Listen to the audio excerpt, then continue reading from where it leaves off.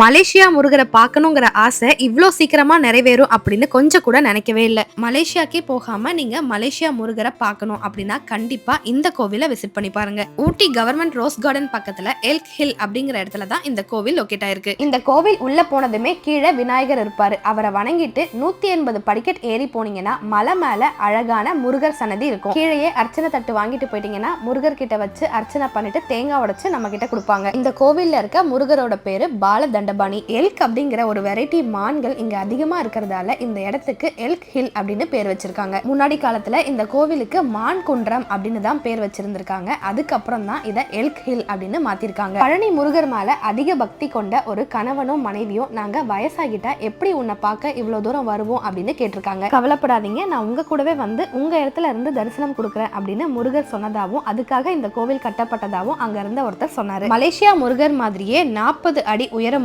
கம்பீரமான முருகர் சிலையை இந்த கோவில்ல நீங்க பார்க்கலாம். இந்த கோவில் மேல இருந்து பாத்தீங்கன்னா உங்களுக்கு வியூ பாயிண்ட் எல்லாமே அழகா தெரியும். நீங்க ஊட்டி பிளான் பண்றீங்க அப்படின்னா கண்டிப்பா இந்த கோவிலை மட்டும் மிஸ் பண்ணாம பார்த்துட்டு வாங்க.